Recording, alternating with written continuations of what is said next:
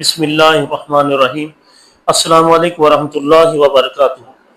ناظرین کرام، رات ہم بستری کے بعد غسل کیے بغیر کھانا پکانا، برتن دھونا یا گھر کے دیگر کام کرنا کیسا ہے؟ یہ سوال اکثر گھریلو خواتین کے ذہنوں میں گردش کرتا ہے۔ آج ہم اس اہم مسئلے پر قرآن و حدیث، صحابہ کرام کے اقوال اور فقہی دلائل کی روشنی میں مکمل اور مدلل گفتگو کریں گے، تاکہ ناظرین کو واضح طور پر معلوم ہو جائے کہ شریعت اسلامیہ اس معاملے میں کیا رہنمائی کرتی ہے۔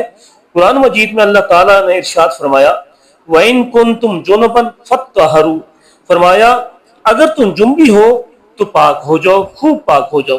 اس سے معلوم ہوا کہ جنابت کی حالت میں طہارت واجب ہے، خاص طور پر نماز، قرآن کی تلاوت اور مسجد جانے کے لیے۔ البتہ سوال یہ ہے کہ اگر عورت جنبی ہو اور صبح کے وقت بچوں کو تیار کرنا ہو، کھانے کا بندوبست کرنا ہو یا کوئی دنیاوی کام انجام دینا ہو تو کیا غسل کیے بغیر یہ سب کام جائز ہیں؟ حدیث مبارک میں نبی کریم صلی اللہ علیہ وسلم کے ارشاد گرامی ہے، یعنی اگر دخول ہو جائے تو غسل واجب ہو جاتا ہے، چاہے انزال ہو یا نہ ہو۔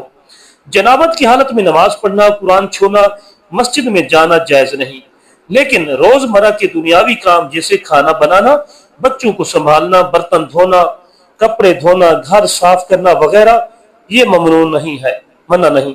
حضرت عائشہ رضی اللہ تعالیٰ عنہ فرماتی ہے کہ نبی کریم صلی اللہ علیہ وسلم جنبی ہوتے اور فجر کے بعد غسل کرتے۔ اس سے ثابت ہوا کہ جنابت کی حالت میں صبح کا آغاز ہو سکتا ہے، بشرط یہ کہ نماز سے پہلے غسل کر لیا جائے۔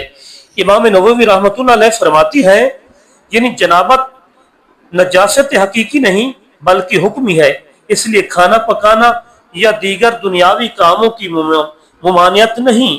حضرت امام احمد رضا رحمۃ اللہ علیہ فرماتی ہیں کہ عورت اگر گھر کے کام کاج انجام دے تو بہتر ہے، اگر نہ کرے تو شرعاً مجبوری نہیں۔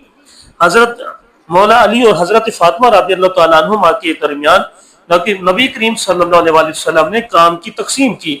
گھر کے اندر کے کام حضرت فاطمہ رضی اللہ تعالیٰ عنہ کے سپرد اور باہر کے کام حضرت مولا علی رضی اللہ تعالیٰ عنہ کے سپرد کیے۔ اس سے معلوم ہوتا ہے کہ عورت اگر خوش دلی سے گھریلو کام کرے تو باعث ثواب ہے، مگر یہ شرعی فرض نہیں۔ عورت پر کھانا پکانا، جھاڑو دینا یا روٹی بنانا فرض نہیں، بلکہ عرف و محبت کی بنا پر ہے۔ جنبی عورت قرآن کو نہ چھوئے، جیسے کہ اللہ تعالیٰ نے ارشاد فرمایا، لا یمسہ الا المطہرون، یعنی اسے صرف پاک لوگ ہی چھو سکتے ہیں۔ جنابت کی حالت میں قرآن پاک کی تلاوت یا لمس چھونا سے اجتناب لازم ہے، اس لیے غسل سے پہلے قرآن کو نہ چھونا چاہیے۔ البتہ دنیاوی امور جیسے کھانا بنانا، چولہا جلانا، سبزی کاٹنا، صفائی کرنا، کپڑے دھونا وغیرہ جائز ہیں۔ غسل جنابت کا مسنون طریقہ بھی نبی کریم صلی اللہ علیہ وسلم سے ثابت ہے۔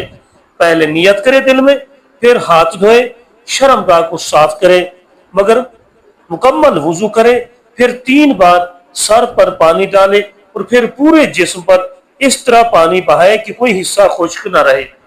یہ مکمل طریقہ حضرت میمونہ رضی اللہ تعالیٰ عنہ کی روایت سے ہے، صحیح بخاری حدیث 248 میں موجود ہے۔ جنبی عورت کو طہارت جلد حاصل کرنی چاہیے، لیکن اگر مصروفیت، بچے یا کام کی مجبوری ہو تو گھر کے کام انجام دینے میں شرعاً کوئی حرج نہیں، بشرط یہ کہ عبادت سے اجتناب ہو۔ خلاصہ یہ ہے کہ جنابت کی حالت میں عورت گھر کی کام کر سکتی ہے، البتہ نماز، قرآن کی تلاوت اور مسجد سے پرہیز ضروری ہے۔ یہ مسئلہ صرف طہارت نہیں بلکہ فہم دین اور اسلامی شعور کا بھی ہے۔ اسلام نے عورت کو عزت دی، اس پر غیر ضروری بوجھ نہیں ڈالا، بلکہ ہر کام نیت اور اخلاص سے کیا جائے تو باعث ثواب بنتا ہے۔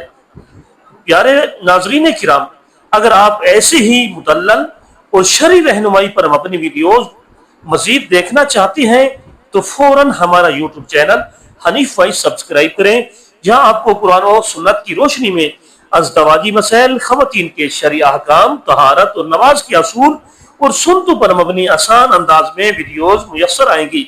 لائک کریں، شیئر کریں اور بیل آئیکن کو ضرور دبائیں تاکہ علم و ہدایت کی روشنی ہر گھر تک پہنچے۔ جزاکم اللہ خیرہ، خدا حافظ۔